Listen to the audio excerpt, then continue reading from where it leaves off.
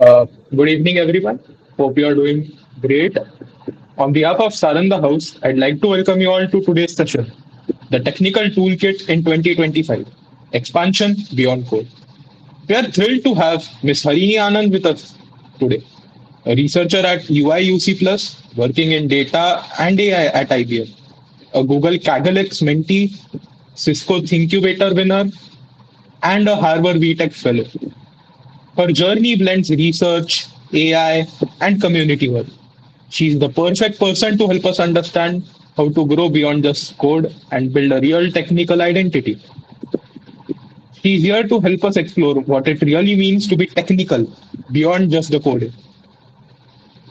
All of your questions will be taken at the end, so feel free to raise your hand or drop them in the chat when we get there. Thank you, ma'am, for joining us. We are looking forward to learn from you. Over to you. Thank you, Areen. Thank you, everybody. Thank you, Sarthak, for having me, and to Saranda House for hosting this event. I think it's very good that everybody's trying to upskill outside the academic curriculum. So, thank you for that introduction. Let's begin. I hope my screen is shared. Uh, my screen is visible, right? Yeah, ma'am. Oh, great. So, the talk is called The Technical Toolkit in 2025 and Why It Expands Beyond Code, right? I think today we're going to learn about why it's not just code that helps us be proficient and competent. And the best AI professionals in 2025 aren't just great coders, they're communicators, community builders, and strategic thinkers. So, this talk is essentially understanding about the toolkit and what we can do to improve our own toolkit as of now, right? So if you can see, we have today's agenda here, which is the introduction. Let's walk and understand into why the current toolkit needs to be expanded, understand the 5 dimensions of the modern AI professional toolkit. We can also assess our current proficiency across the technical and non-technical skills, and we'll also be designing a 6-month personal development roadmap with milestones and evaluating concrete opportunities to build visibility, whether that's open source contributions or speaking engagements or writing. And also importantly, understand the ethical frameworks to AI decision making. So before we begin, just a few session reminders. So as others are waiting, I think just to repeat what Areen said, it'll be great if you guys can drop in your questions in the chat. We'll be answering that, and I'm happy to answer any specific questions with your personal career journey as well. And just to prevent any logistical issues, please keep your microphones muted so that there's no echoes. Uh, with that note, let's begin, right? So let's go back in time a little and see how life was as an AI professional in 2015. In 2015, I could land senior roles by mastering scikit-learn statistics. That was enough, right? Today, that's the baseline. So if you look at the 2025 split, you will see there's a 40-40, 20% split. That is, if you're spending 80% of your time coding alone, you're training for obsolescence, right? So why do we need the shift? It's because AI in itself has moved from a more research oriented domain to a production domain. From academic curiosity, we're building businesses that are affecting millions of users. So that requires a little bit of a different skill set. And that's why we have to go from being an isolated role where mostly we focused on model accuracy and we worked singularly and we had a static technical skill set. But in 2025, if you see all the teams in enterprises like big companies, small companies, any enterprise situation that's using AI, they have a cross-functional team, and business impact is what translates to success, which means you will need to have 40% of technical skills, 40% of strategic skills, and 20% leadership skills, right? Even when you're starting out as a fresher, not just when you have a decade or two of experience. And this is because you will be an important and constant stakeholder in terms of the communications that's happening. And that is why we need to have continuous learning. So what exactly is this 5 pillar toolkit, right? As you can see, we have deep technical mastery. Now, this is the framework for today, right? You will notice that only one of them is purely technical, and the other four, they're about how you apply, communicate, and scale that technical knowledge. So you can't be a thought leader without deep tech, right? You will have to have your fundamentals, and if you don't, you will be a very inadequate leader in that sense. You cannot do ethical AI without understanding the technical implementation, and if you can't communicate the implications of it, then there's no benefit, right? So these pillars, in essence, reinforce each other. So you cannot have just one of them. You cannot be 101 and three or two or zero in the others. All of them work together cohesively, and we'll understand what each of these actually mean, and we'll go deep into each of these pillars. I've also put together some case studies so that we can understand how much does it actually matter in the real world, how much is it useful for us to invest our time and energy in upskilling, whether it actually translates to any impactful benefits. So here you see that we have under like technical mastery, something that we've all seen in our college, right? Like curriculum, we have the CS fundamentals, OS, production systems, computer architecture, and as data and AI folks, especially data scientists, math and statistics is very important. Um, in essence to this, we have to also add into the other pillars. So what do you really mean when we talk about communication and functional excellence? Can we technically convey our points? Do we have the skill set that helps us story tell effectively where we are communicating our points? Can we visualize the data that we talk about, since everything is powered by data? Are we able to document our knowledge and the work that we're doing effectively, so that when somebody else comes in to work with us, they're able to pick it up on the go? And stakeholder management. So are we able to contribute to the main business goals that is driving the company forward or driving our own careers forward? When we talk about thought leadership and visibility, of course, public speaking, content creation in the sense of creating knowledge, breaking down things that help others understand very technical concepts that in turn show that you are a thought leader in it, right? Personal branding. In doing all of these pursuits, we end up building a personal brand that establishes us as a strong technical advocate. We can present these in conferences, applying to seminars, talks, etc.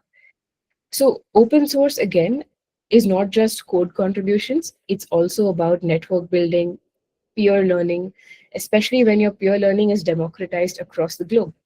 In open source communities, you will have people from all over the world, in different countries, in different areas, in different expertise levels, etc. Right? So, are you able to communicate with them, learn from them, and build meaningful relationships, and have knowledge sharing being established? And coming, I think, arguably the most important point in today's day and age when AI is so fast and moving, about the bias and fairness, and if we're able to actually use AI to make societal impact. So let's get into the first pillar and understand what really means that technical foundation, right? It's essentially irrespective of which role you're applying for, where you're going to be working or contributing, it's a non-negotiable base layer, right? This is the foundation. You cannot skip this, because without this, there is no meaning to any of the other pillars, or in essence, any of the other parts of your job. Because having the technical base is very, very important. And deep technical expertise means something very different in 2025 than in 2015, because the field is also moving insanely fast, right? There's new state of art architectures coming up every week, but you cannot know every paper at all times. So instead, what we can do is understand the fundamentals deeply enough so that we can quickly grasp these new innovations. So when a new architecture drops, for example, can you read the paper, identify the core contribution, and evaluate if it's a breakthrough or if it's more of an incremental improvement, right? That's mastery. Production skills are what separates research from impact. A model in a notebook is not worth a lot, but a monitored, scalable, explainable production system is worth lots, right? It's worth millions. And to be able to identify the difference between the both is what I would call technical mastery. And as you can see, there are four quadrants here. So we have the modern ML, we have mathematical rigor, which is all the basic maths like linear algebra and all the entropy, etc. Right? All of this is something that comes in our academical curriculum. And my favorite is again the production engineering, where we take the core ML and figure out how can we build end to end from deploying it to running inference, etc. So knowing distributed training and knowing ML ops is very important. And being able to host it on various platforms like AWS, GCP, knowing what they are, knowing the differences between them, not only helps you in your interviews, not only helps you show that you are a skilled individual, but also helps you build very meaningful products, right? And the target proficiency for all of these in terms of being successfully aware of all these points that we're talking about is is what I've broken down into points. So we can ask ourselves, can we implement 3+ end-to-end systems annually? And what that means is not building an entire company from scratch, but a project that would essentially have all these features that we're talking about. Can it be hosted? Can it be deployed, etc.? And are we in a position, the proficiency to have the skill sets to like lead and bring up new architecture discussions. Like example, if you're going with model A instead of model B, we're able to really identify why we're choosing model B, right? And again, another thing that we can do to understand if you're proficient is if you're able to mentor our juniors. So I'm sure in your university you will have juniors in the same curriculum, right? Can you tell them and help them understand the technical concepts? And if you can, that shows that you're in, a subject matter expert. So building portfolio projects that show the design decisions and the learning curve behind it helps you establish the target proficiency. Now, let's look at a case study just to understand how much of all this really translates in a real life work scenario, right? So, for example, let's take the problem of LLM cost explosion, right? So, we're exploring this issue where there's a company, for example, and they are having a cost issue. The cost is very high. And I've listed down a sample case for us to like visualize. So imagine we have a mid-sized fintech, a Series C company, and their LLM API costs are growing 10x faster than the revenue that they're building. Okay. So clearly this is a problem. Now, their goal here is to reduce the costs without the quality loss. Now, how do we do this? They have 2 months, right? So there's approach A and approach B, as you can see. And the approach A is of a junior who says, let's maybe switch to a cheaper API provider, and that'll lead to 3x reduction of the costs, the quality risks, and there's no really, long-term scalability. But if you see approach two, there's a lot of breakdown that I've mentioned here. So you have a profile usage. So they're really breaking down what is the current scenario. They're understanding the root cause. So if they're using GPT-4 for everything and there's inefficient prompts, then of course the cost is going to go up, right? So then they look into what is semantic caching, prompt optimization, batch processing. So all of these are a deep analysis into the problem. So the single, let's say the junior's approach here isn't wrong, right? It's sure. Is he achieving a reduction in cost? Yes. But why do we like approach two better? It's because the junior's approach was incomplete. It was single dimensional thinking. The senior engineer spent 3 days profiling before proposing solutions. So you can notice the 70-20-10 distribution here, which is the key insight. The solution required knowledge between multiple domains. We have model information, infrastructure, systems design, business metrics. So this project led a lot more insight into the problem, and the results were as follows, right? There was a 85% cost reduction, an improvement in the latency, and the quality was also maintained on a threshold of 95%. So you can see that approach 2 is how you are being more valued compared to approach 1. And if all of us, like, we want to have approach 2 as our approach, we have to focus on our technical mastery, right, in our toolkit. And that's what's going to lead to, like, actually, in my experience, whenever I did something like this at my workspace, it led to a lot of conference talks. I was able to talk about it in blogs. All of the other pillars became more accessible once I had technical mastery that I had shown. So technical depth creates thought leadership opportunities, right? That is how these pillars connect. Now let's look at the second pillar, communication. So there's obviously a very good saying that developers are not the most communicative, or people in tech don't really like speaking a lot, or things like that. I'm sure we've all heard of it, but let's understand why communication is actually a technical skill, right? Treat it with the same rigor you would treat as your Python course or your Python class. And let's put it this way, I've seen three like very brilliant ML models get shelved because no one could really explain why they mattered to leadership. So millions in research and development are wasted due to communication failure. Like, what does communication really mean? Does it mean speaking in depth? No, it actually means these three core areas, right? First and foremost is data visualization. As data students, data science students, or even people who are working in ML or AI, data is the fundamental base, right? Choosing the right charts for the audience, showing the correct disclosure, and making sure that you're using the right tools like Plotly, etc. All of that is very important to communicate, right? Second is technical writing. Now, if I'm building something and I know exactly how it works end to end, but I've not documented it properly, then it becomes a bottleneck that only I am able to use, which is not useful for a company, or it's not useful for a large community, right? So, blog posts and tutorials are the way to go. You should share your learning, and the documentation in the form of README, API docs, things like that are really, really essential. Having internal memos also influences a lot of decisions because you are showing that, hey, I'm the one who's able to like build this document because I have complete understanding.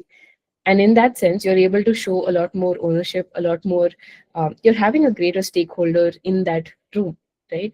So things like a personal blog or putting out articles on Medium and LinkedIn help a lot. Presentations. So, as I was mentioning, we have different forms. So, one is visual, one is written, and the third is presentation, which kind of puts both together. So, are you able to show your subject matter expertise in conference talks? Are you able to have knowledge sharing amongst your team? You know, are you able to quickly build executive summaries? All of this puts you on a higher and higher position compared to not having any of these skill sets, right? So that's why pillar 2 is very important, which is communication. So how do I really like use this in my life? What could be the first step that I could do? I like to use the framework called the so what framework. So um, I think the way I'd like to talk about this is the so what framework is essentially, as you can see, we have some data here, right? Like it's an example graph. So what should I do with this data is kind of the so what framework.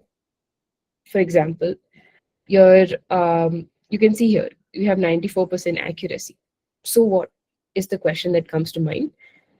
That answers this, that it's 15% better than the baseline and 8% above the industry standard.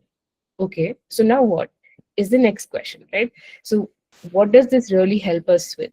It helps us reduce fraud 2 million annually, maybe pay for an ML team, or build a profit of $1.5 million. So these numbers are from case studies that actually happen on a day-to-day basis, right? That's why we have to talk about the so what framework. If I just say 94% accuracy in my report, or maybe when I'm saying that, hey, I've contributed to building something that gives 94% accuracy, I am missing out on these 2 points, which are very, very important, right? You can imagine the difference between saying one of this and all three of this. So to get to all three of this, we can use the so what framework. We have a data, we ask ourselves, so what?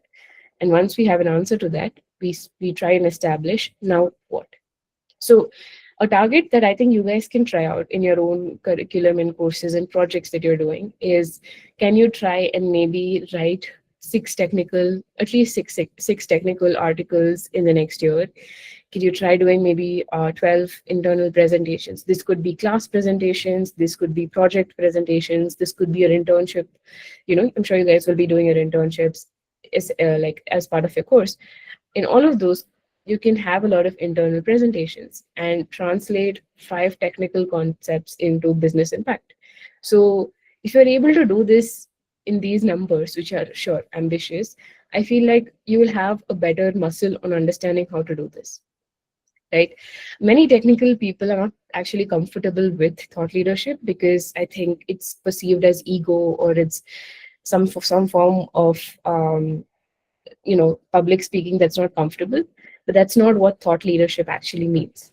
It's about amplifying impact and helping others learn, right? So you're not really showing off, you're teaching people. When you write about maybe debugging an ML pipeline, you save dozens of hours from people trying to do that themselves. So that's generous. And this is something that helps you also express yourself more clearly in technical groups. And another thing that helped me in establishing this framework, like especially using for communication, was consistency. When you write your first blog, it'll get 50 views and maybe nobody will read it, but that's fine. I started in 2020, and the first 6 months nobody like really read my posts, but I kept writing and I kept writing. And one post about my financial BERT research, BERT models that we have in ML, that led me to a speaking invite eventually into it. So my point is, the talk gets converted to more talk invites from other states, from companies, and multiple opportunities come only when you're consistent with your work. And you can start whenever you're comfortable, but if you can try like doing something like this, I think it'll give you that momentum that you need to keep building on it. Now, I'm sure most of you agree with me, but for those who don't and find communication still irrelevant, let's look at this case study. So in this one, we have a healthcare SaaS. So SaaS is essentially software as a product. So a healthcare company with say 200 doctors, and they're using $500K in ML infrastructure, and the audience is a bunch of C-suite investors. Okay, right? We're a healthcare company. We have so many doctors, and we want 500K for our ML infrastructure. That is the objective here. So let's see the two pitches that were given, right? If you see them, like if you just take a minute to read, you will see that the technical solution is 100% identical. It's the same model, the same performance, the same architecture, right? The only thing that's different is the communication. So pitch 2 has so many more points that enable all the discussions that we've had before, right? It's talking about the so what framework, and this demonstrates the raw power of effective communication, right? Notice the structure in pitch 2. First, we're talking about the problem, not the technology. We are not walking in with the technology first. First, we're establishing what the problem is. Now, after that, the decision makers don't really care about, if you pitch them the technology first, doctors are not going to care about what a transformer is, why does it have X number of layers or embeddings, etc. They're going to care about how does this solve the problem, right? So you have to lead with pain points. That's the most important takeaway here. But if you see pitch 1, they're immediately starting with NLP, BERT embedding, etc., which doesn't help. It doesn't convey it, like what are we trying to solve? Why should I invest so much money when I'm not understanding the pain point clearly, which is what pitch 2 is showing. So I hope after this, we're able to really establish why communication is just as important as technical mastery, right? We led with the same We led with the problem, not the technology, and that has translated the hours into dollars. So when you have real doctor testimonials, for example, the CEO cares more about the users, right? There's a clear ROI and it's connected to the mission. Now, this case study can be extended to any problem that you guys might face or any proposal that you're trying to pitch, right? Even if you're trying to get a guest speaker for your next session, you lead with the pain point, or if you're trying to get to pitch a like a patent project, you lead with the research project's pain point, not with the technology, right? So that's the main takeaway here, and I hope that we are all on the same page on understanding why one person gets promoted and why the other in this case, because the engineer who was able to also give these extra points provided more meritocracy to their own profile, right? So, with that, let's go to the third pillar. If there's any doubts, please put in the chat, and I'll be addressing them in a bit. I think this is more of a resource intensive slide. So if you feel like you want to take a screenshot of this, you can. I think it'll help you in getting all the points I'm trying to talk about in one go. So thought leadership, right? As I was talking about it, we are essentially looking at three main pillars here under the pillar of thought leadership, or uh, three slabs, right? So we can express thought leadership through speaking, through writing, or through community. So when I say speaking, I mean conferences, right? Like for example, you have NeoRIPS, which is the research conference, you have PyData, MLOps World, etc. I had also presented at a lot of conferences this year, like India Force and KubeCon. And what that helps is it helps you like really explain a lot of your technical takeaways, your technical subject matter expertise, and it also helps you find more opportunities like that, right? Because you're in essence helping people understand a lot of the things that happen at work. They're getting inspired, they're getting insights, which is very important. You also have that as one example. Another where I started off was meetups and community events. Those are happening in every city. Every city like has their own set of meetups that happen in smaller startups and offices, and they have a call for proposal where you submit your proposal and you get to speak if you're selected. Once you start working, you'll also have internal company presentations, and that's another place where you can really show your senior leadership what you can offer to the table other than just your git code commits. And podcast guest appearances. So these are again from my personal experience. Like I had the opportunity to go to Grow for talking about finances, like by creator hustles, because I'm a content strategist for creators. I was able to go to meetups and explain what I learned in my personal projects. So things like this really help you get to higher conferences. So I'd say you can start from any of these that seem more feasible to you. And the goal here is to not self reject, because I think a lot of us feel like we're not giving a strong enough proposal, but that's not the case. None of this is a competition. They just want us to share what we're learning and build in the open. So with that, let's try and keep our rejections, like self rejections, out of the picture. Let's keep submitting it at these different places, and then learning from what's happening, right? If we get rejected, we understand what was missing, and if we get like accepted, we go and share and again understand what worked. Coming to writing, technical blog posts are very, very, very important, because even for, I'm sure all of you know about the transformer paper, right? Attention is all you need. The highly suggested resource for that paper, which is very important in deep learning, is actually a blog post by Jay Alamar. So your writing can actually be of that importance if you do invest in it and you share your deep dives and tutorials. Platforms like LinkedIn, professional social networks, also let you have these options called LinkedIn newsletters where you can share your insights. You can also maybe write white papers, research papers, survey papers to demonstrate your interests in the domain of your interest, right? And you can also build your own newsletter from scratch where you have a direct audience. Now, coming to community, Twitter or like X is very good for real time engagement. What I mean by that is you might find a lot of active community members there who can share feedback, who can share their learnings instantly because it's so active.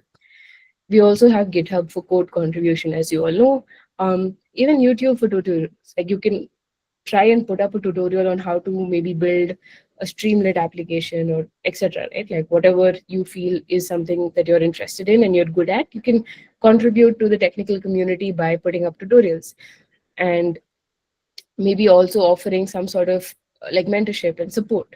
So I think these are some ways that we can establish thought leadership, and this is why I also like to talk about the common mistakes to avoid.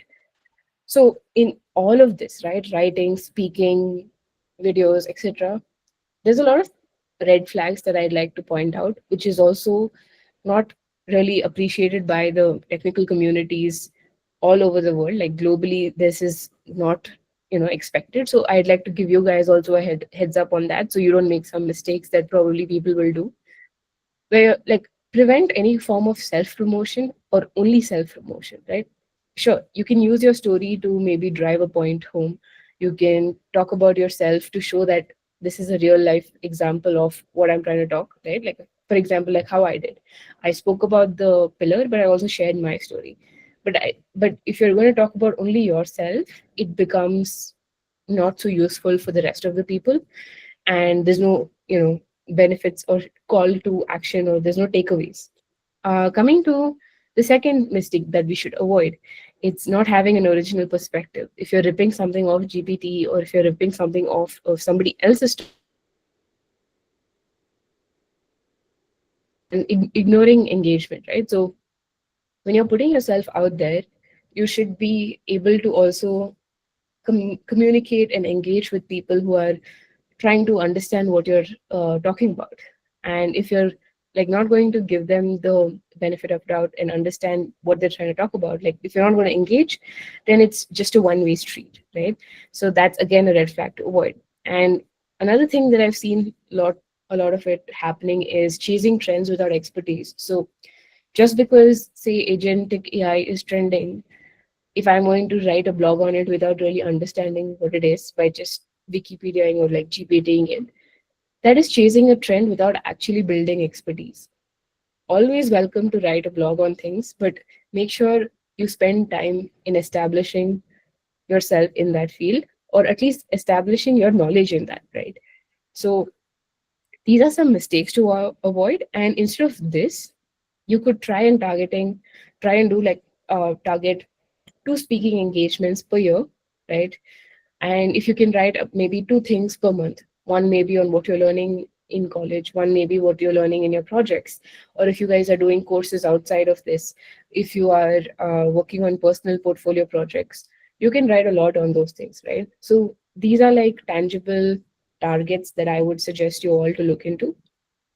Trying to have network connections. So the difference between network connections and followers is your intentionality.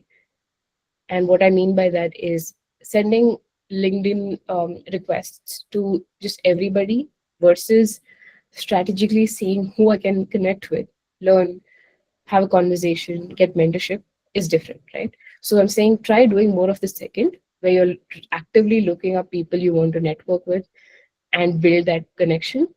And yeah, I think these are some things that would definitely help you in establishing yourself in that thought leadership. Coming to open source, which is the fourth pillar, I'd say OSS or open source software is literally one of the most, it's the closest to meritocracy in tech. Your contributions are public, they speak for themselves. It doesn't matter where you went to for school or college. Quality code gets merged, and code that doesn't meet the quality will not get merged, right? So when people hire, they check GitHub not for the green squares or how many like contributions you've had. They look for the quality of contributions. Did they just fix typos, or did they tackle real problems? Did they engage thoughtfully? That signals professional maturity. And the best way to do that is to sort of start small. The first contribution should always, I'd say, like you can start off with documentation, because when you jump to features, your perfectionism cycle increases. You're not going to be able to build that entire thing on your first go, right? First, let's build trust with the community. Choose projects that you actually use. You'll be motivated to understand the user needs because you yourself will be a user. And I think those are some like actionable steps to get into the contribution ladder, as mentioned here in these points. And another point that I'd like to bring is, I've seen so many people like who contribute to an MLOps tool, and they first start off with documentations. 6 months later, you'll see them have startups or community admins or even actual businesses value them so much that they will offer them roles, remuneration. But beyond all of that, the main takeaway is the learning that you get, right? That was the most invaluable thing in my opinion. And maintainers become mentors, which is excellent. If you have the maintainer of PyTorch become your mentor, your skill set exponentially becomes better. And that network will be more worth than any course or degree that we will be able to like sort of do. So since we're in the data science field, we are in the data and AI field, I think these are some opening places that we can explore. The top AI ML projects that would be like, contributing to PyTorch, TensorFlow, scikit-learn. You should also like check out Hugging Face Transformers and all these things that I've mentioned, right? Like these libraries like Pandas, the data tools. If you're into ML ops, Kubernetes itself is such a big community that you can like contribute to. And how do I do this tangibly? Like, what is the actual way to go about this step by step? I'd say month one, your only goal is to pick up one or two documentation issue, right? Do not think about anything else. In these projects, go check out which documentation issue you want to pick, choose that and fix it, right? The second month, you can try and take up a small bug fix. Now, all of these are mentioned as labels in the project itself. So you don't even have to hunt through it. Like it's all readily accessible. It's just waiting to be claimed by you, right? The third month, you can contribute in the medium feature. So you're going incrementally step by step. And another target that I think would be useful for us to look into is if we can do maybe 12 PRs. When you keep doing something like this, you will end up doing 12 PRs a year because it'll be one per month. And you'll be starting to be more than active in one project. And you'll be doing that in 2, 3 projects. And you will definitely be recognized by the community members. So the pattern here is pick one project you care about, commit 6 months minimum, and show up consistently and go deep. That'll get you results and you will get a lot of learning experiences out of it that translate at work, translate in your resume, translate in your skill set. Coming to the fifth pillar, I think we often forget this in the middle of all the other things we're trying to do, but it fundamentally is very important because ethics is not a constraint on innovation, it's a requirement. So every AI professional must lead ethical conversations, right? You can't outsource this from just an ethics team. Like, for example, if you have a hiring algorithm that's trained on historical data where 80% of the engineering hires were men, it will start to penalize resumes with the word women, right? Because that's actually something that happens in real companies in the real world because they don't audit for the gender bias. So fairness, AI fairness is very complex. Different stakeholders want different fairness definitions, and they all sort of mathematically conflict. So you can't satisfy all of these simultaneously, but your job is to make sure you make the trade-offs explicit, you involve all the right communities, and you document your decisions. So this isn't just to keep you out of any kind of wrongdoing, but it's also risk management, right? Which is very important. Biased AI sort of leads to lawsuits, regulatory fines, reputation damage, and ethics is good business. So I think we are sure like which side we want to be in, which kind of AI systems we want to build. We want to build trustworthy AI systems. So I think to sort of condense all that I was speaking about, we just make sure we ask these questions every time we are asking ourselves, am I good enough in the AI ethic pillar? We ask ourselves for every AI system we build, who benefits and who might be harmed? How do we handle edge cases and failures? What biases exist in the training data? What's our monitoring and intervention plan? Right? This especially shows you're strategic, you're proactive, and you have come with a plan A, plan B, plan C. Invaluable in any team you join. And can we explain the decisions to the affected users? So if you're able to ask yourself and the AI system you're building all these 5 questions and you have answers ready, you've established yourself very well in the AI ethic responsibility pillar.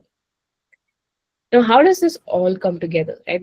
Spoken about each of these pillars in depth. We've spoken about it. We've looked at case studies. We've looked at targets that we can try and achieve.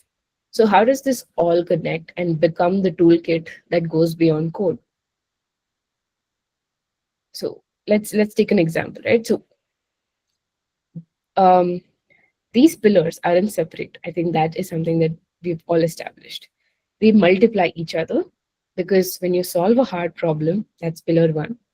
But if you don't know how to communicate it, which is pillar two, only a team of 8 people will know. So when you write about it, thousands of people learn. You speak about it, you're a thought leader, which is pillar three. You open source your solution or you open source your projects that that you're allowed to. You're building a community, which is pillar four, and you document the ethical considerations and show that you're a responsible practitioner, which is pillar five. So, same technical work, 100x the impact, right? You've seen this pattern repeatedly. People who advance the fastest in their career ladders don't just code well, they make their excellence visible and help others grow. That's how you go from being an invisible mid level to being recognized staff or principal engineer in less than 4 or 5 years or whatever the timeline is instead of 8 to 10 years. So that's how all of this comes together with the multiplication effect. If you have technical skills alone, you have a linear growth. You have technical and communication, you have 2 or 3x the growth. You have technical communication and visibility, you have 10x the growth, right? But if you have all 5 of them, you have exponential growth. And that's how cool I feel is having the opportunity and the awareness to expand your toolkit. You're all growing, sure, but you can see the rate of growth in each of them. So how do I take all that I've been listening for the past 1 hour, and how do I use it in my own life? Sure, this is not going to be like a perfect fit for everyone, but it's a good example for designing your own individual roadmap. It's ambitious, but it's achievable. And notice that we're not trying to boil the ocean, we're going at it one step at a time. I'd say if I was listening to this call or if I was in a meeting where I was in the audience in such a topic, I would like take this plan and jot it down or take a picture because I'd like to start with my first month or the second month. Like first 2 months, all I'm going to be doing is foundation, where I'm going to do a self-assessment across all the 5 pillars. I have a rubric for that. I'll show that in a bit. I'll try and write one technical blog post about something I learned recently. I'll make one open source contribution just to start off. And I'll deliver an internal presentation to my team, to my professor, to my project group, whoever. But I'll at least do one of that. And identify one ethical consideration in my current project. Now move to the next month, which is after the first 2 months. I'll go build on that momentum, add to each of those things that I've spoken about, and also start engaging on social media platforms that are professional networks like LinkedIn and Twitter and share my learnings. And also conduct an audit bias for one model. So I'm able to show that not only am I building it, but I can also look at it from a third person POV and audit it. Then comes accelerating that growth, that momentum that you're building, right? You want to be able to publish it. You want to contribute on a proper feature. You want to deliver talks at meetups, conferences, or at college groups like this. You want to build meaningful connections. You want to document the ethical framework for your team. And finally, after that, I'd say it's all about tracking progress because you're taking off. But if you don't like sort of check that you're progressing, you might sink down or you might just be stagnant. And that is why it's very important to keep track progress, keep it as a monthly, quarterly, continuous review, and assess your network and growth in all these five pillars, right? The key is starting. I think that's where we all miss. We go behind a lot of planning. We try and push it to next year or after I'm done with this course or after I'm done with this semester. But that's the biggest mistake. Start now, wherever you are, because that's how the real portfolio compounds. Not next month, not next week, today, now, right? Pick the easiest item. I'm sure it's not very hard to do any of the first 1 month things that we've been speaking about. It doesn't have to be perfect. Again, just start, get a rough draft, ship it. With feedback, you'll improve. With practice, you'll improve. And everything else flows from that first act of making your learning public. You could even maybe make a blog on what you learned in this call, right? Like with the five pillars. That could also be something that adds and builds towards the direction that we're talking about. And if you remember nothing else, I think these key takeaways should help. Technical skills alone will plateau your career at the mid level. The complete toolkit, which is technical, communication, visibility, community, and ethics, the five pillars, that's what's going to help you create an exponential career growth. So this isn't just theory, it's a pattern I've seen across a lot of successful AI careers, because I want to specifically talk about that. I've seen that in my career as well. It's been a few months, I've graduated, but I've been able to like try and build my way into all of this, and it's helped me more than just maybe sticking to my curriculum. And the people who do, like especially at this like distinguished engineer, principal engineer level, they all do this. They're not just brilliant coders, they're generous teachers, they are active community builders, ethical practitioners. So yeah, I think if you start now, in the next 6 months, you revisit your self assessment, you'll be shocked at your own growth, right? So, here are some concrete resources to continue your journey. Don't get overwhelmed. Again, I'll be sharing the slides with Sarthak and the team so you guys can take a better look at it. But don't get overwhelmed. You don't need to sort of go immediately all in into all of this. Pick one per pillar. For your technical depth, you can maybe start with fast AI. If you want, practical focus. For communication, you can just start writing. You don't need to wait for any perfect course for it. For thought leadership, in Bangalore, I know this group, this website called meetup.com. I think they do it across India. So even in whichever city you are in, you can like look up meetup.com and find meetups for your first speaking opportunity. Coming to open source, I think pick one project you've used this week, right? Whatever that could be. It could be Jupyter, it could be Plotly, it could be any pandas library. Just pick one of that and go to the GitHub repo for it, look into their issues, and pick your first issue.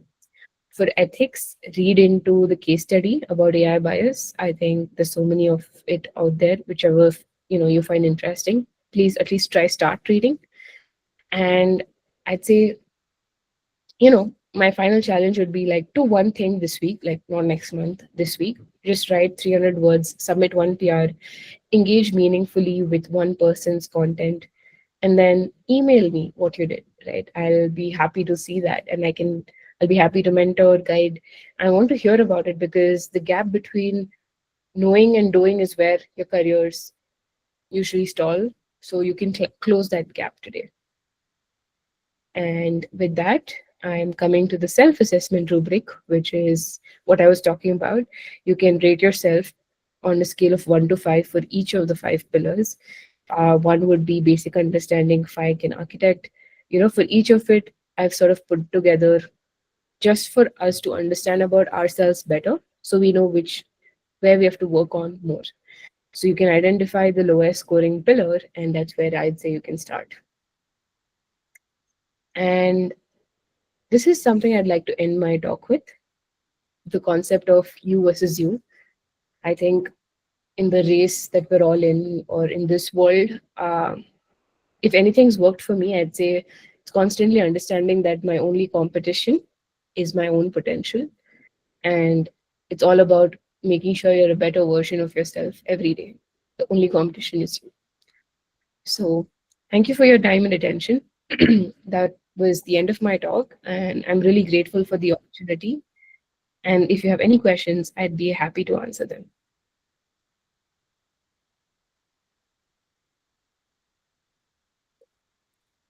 Okay. Pranjal, will you be moderating or shall I just take this up?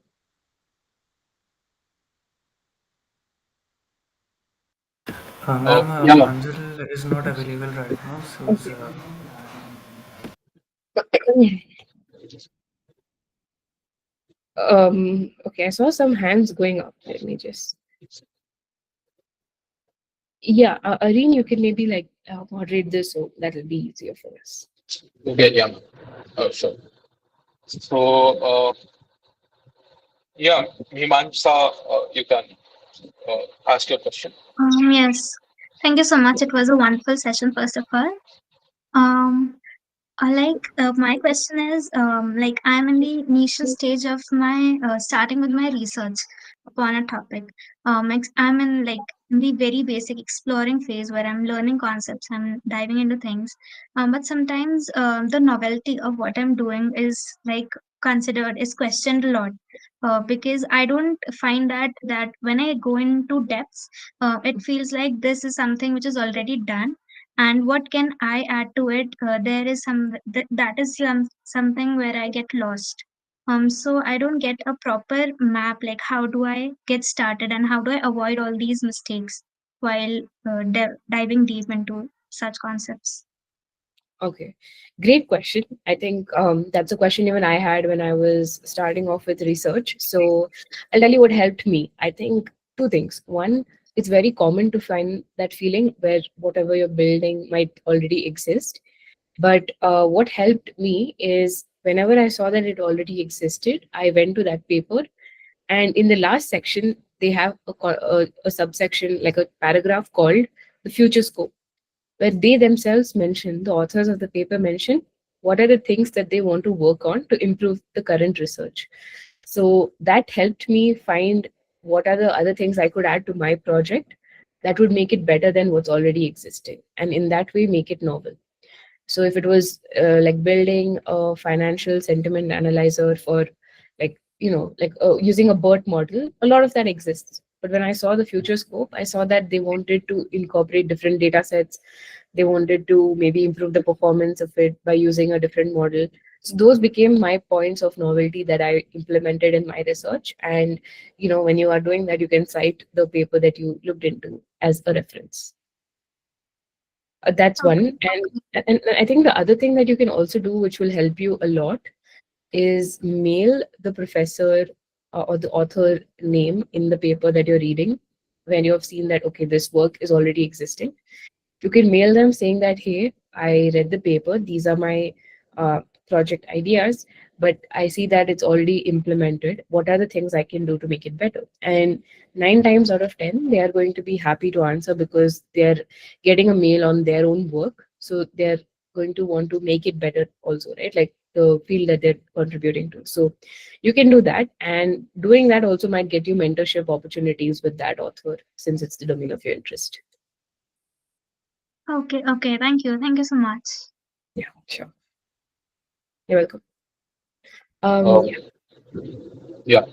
So, by the way, guys, if you can't speak for some reason or can't ask your questions that way, you can put them in chat. We can read the questions for you. Yeah, Bharatam, can you ask your question? You have raised hand.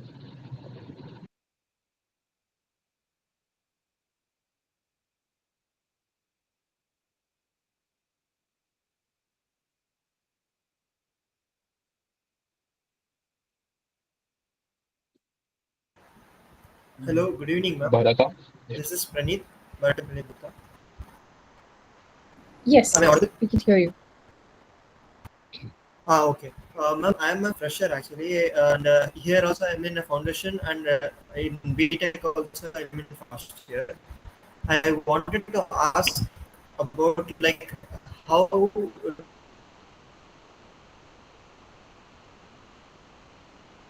do you have a knowledge of hackathons, or like I wanted to ask how we have to perform in hackathons or वगैरह. Okay, great question. As a fresher, that now that you're thinking of hackathons, that itself is a good sign. I'd say that the first thing that you can do is participate in as much. Like the goal shouldn't be winning hackathons. The goal should be in being in hackathons more, right? Like what I did in my first year was I made sure every weekend I was spending it at some hackathon of some sorts, either at my college, at some other college, or it was at some city.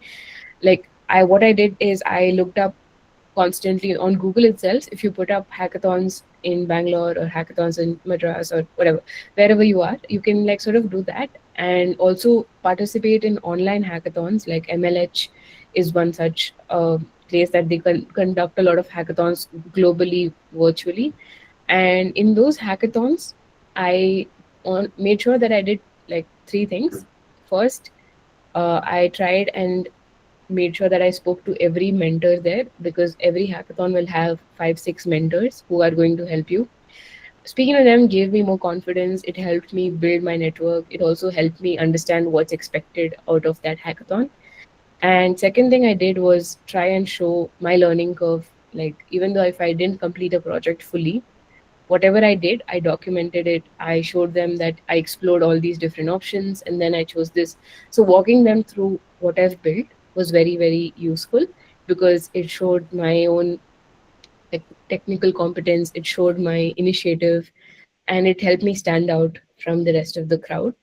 And the third thing I did was connect with the peers there. I found people who became friends, and some of them I like sort of built a startup with for as a student entrepreneur. So, like the opportunities are endless. Find peers who you can network and talk to, and that'll happen like with the highest frequency of it being a success in hackathons. So, yeah, these are three things that I'd suggest you do.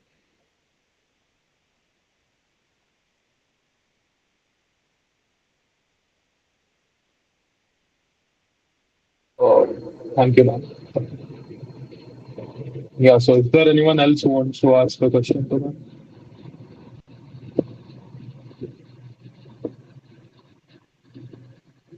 Yeah, you can go. Someone raised hand.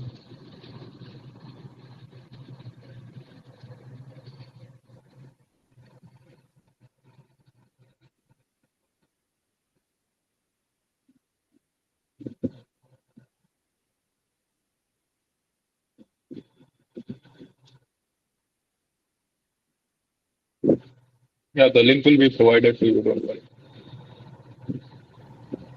Halal, you're unmuted, but we can't hear you. So maybe you can drop it in the chat, the question. Hello, ma'am. Am I audible? Oh, sorry, my mic was closed. Yes, yes. Yeah. So, ma'am, you talked about PR, okay? And like for example, I'm looking in many projects, okay?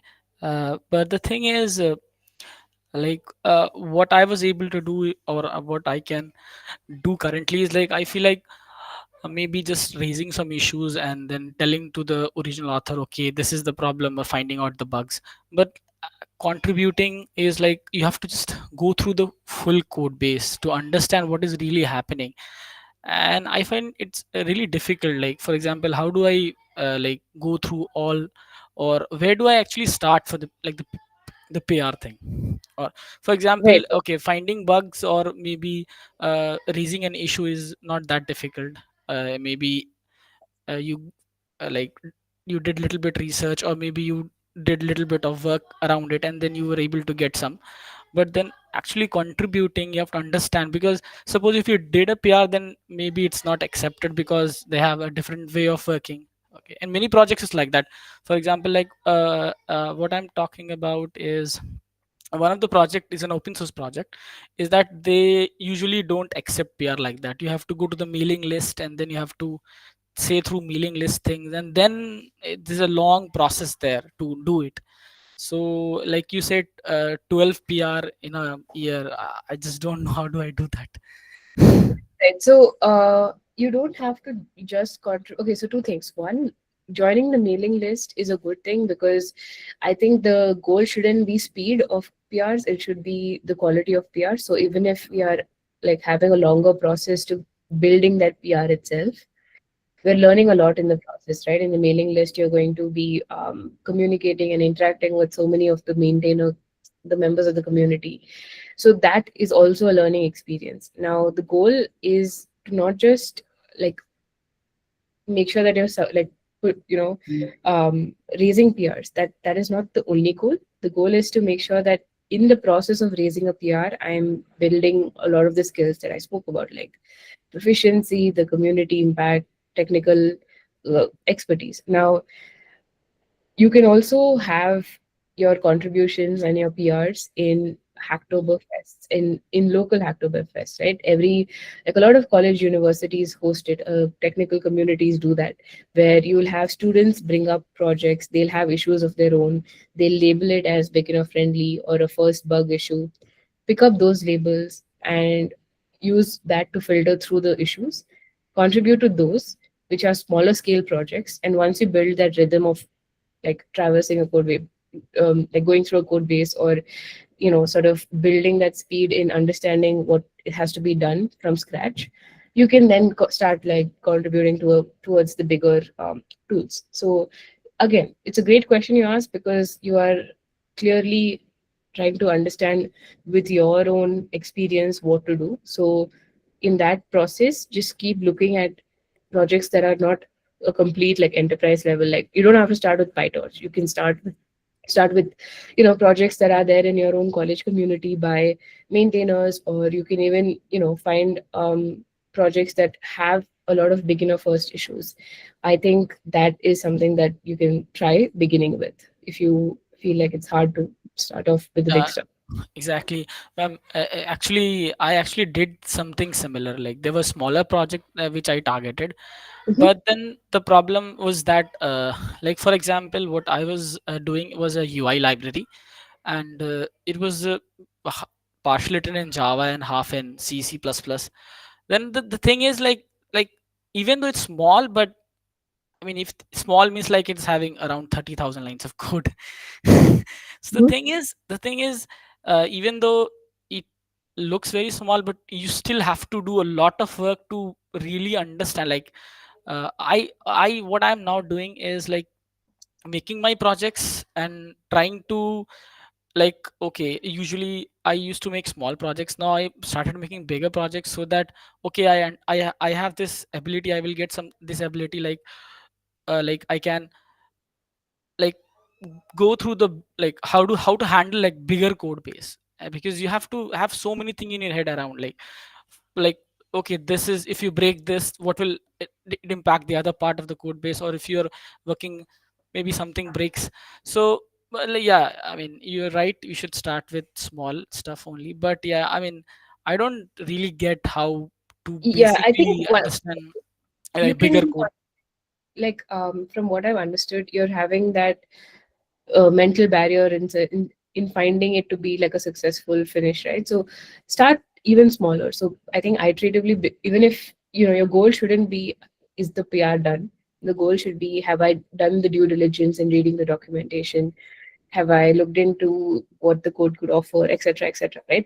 Break it down into smaller tangible goals and then build your way towards your first PR. And you'll also notice that once you have been doing that consistently for the first two PRs, the third time onwards, it will be a faster learning curve for you. So the goal is to sit with that valley of despair in that sense and then build your way towards it.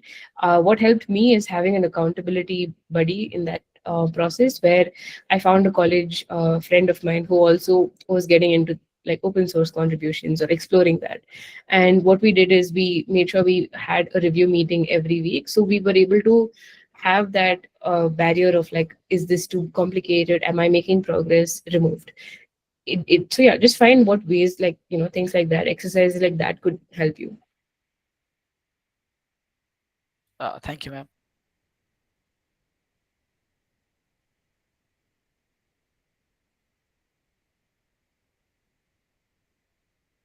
Uh, yeah, Shreya, your great hand. Yeah, hello, ma'am. Hey, Shreya.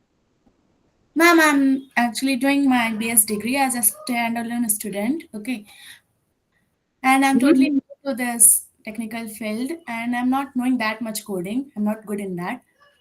And I'm at very starting level in my foundation level. Can you please guide me that how I can work throughout my year and how should I start my journey? Okay, so I think I won't be able to answer that in one like line or one comment. What I can do is say like break your goals into smaller chunks. For example, you can use this framework that we were talking about, right?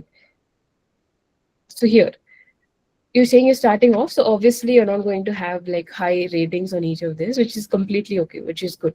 But once you know which ones are like the ones that you want to work on first step by step, so I'd say start with the technical depth, as I said earlier, that helps you with all the other things. Or what you can do is initially start with one subject, right? In your curriculum, you have like a bunch of things that you're learning. Take each of them and map a to-do list of what needs to be done to get to a higher number on that rubric. And once you have that action list for each of those subjects, you then have to just sort of do that one after the other. Again, there is no one specific answer to that, but one pointer I definitely tell you is don't wait till you know everything. Just keep doing it. Just keep learning on the go. Like build projects, attend talks like these, expose yourself to conversations. Um, Make sure that it becomes more natural for you to hear these technical terms or these concepts, and then read a lot of these that are shared by others. You don't have to read just the documentation, the blogs, you know so doing things like this improves your exposure layer, your surface area to the learning that you need for improving your technical depth. And then eventually, after you keep doing that, you can share that with your college groups, as I was saying, like present your learnings. You don't have to present a project. You can present what you're learning itself, like, hey, I learned this. I learned about decorators in Python, and what does that mean, etc., etc., right? So you don't have to treat a project as the thing, as the end goal. You can treat your learning outcomes as a project itself. Like, for example, if I was starting off fresh, like I was a bio student in my 12th grade, and then I switched to computer science. So it was all new to me. What I did was every day I made sure that I was reading one new thing in tech. And then by like experimenting and trying out different things, I found my way to AI and ML. Like I tried app development, web development, Java, all of that. And then I found my way through this. So the main goal here is to try different things out.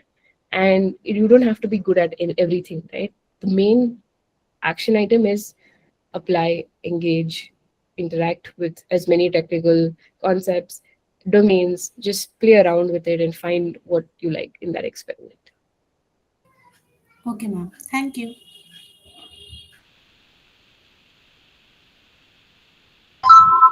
Hello, ma'am. Yeah. Yes. Ma'am, before I have spoke with you about the hackathon, right? I have a follow-up question. Can I Yes. ask you? Yeah, I have applied to EY Techathon Hackathon, which is happening now. It is based on agentic AI. So how can you guide me to like how can I start learning about this? And I'm in round one now. If I'm got selected to round two or round three, then how I should pick up and like approach the learning so that I can do my best there. So I'd say if it's agentic AI, like look into what the competition is looking for. Like be very clear on what their each round has defined objectives. So be thorough with that, and after that, make sure that you're communicating what you're building, what you're learning, and why you're choosing to build XYZ to the teams there, like whoever's reviewing and mentoring. And yeah, I think the every competition tries to find the best teams based on how much they're in line with what they're looking for. So do not build something just because it's fancy. Build something that makes sense and is in line with what they're looking for. So I think that would be my advice. Yep. And also while presenting to the judges or somebody, like there like how's the it is like how it is the best way to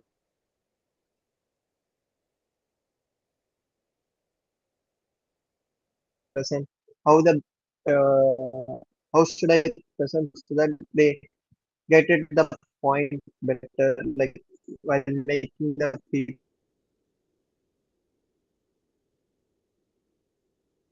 PPTs or the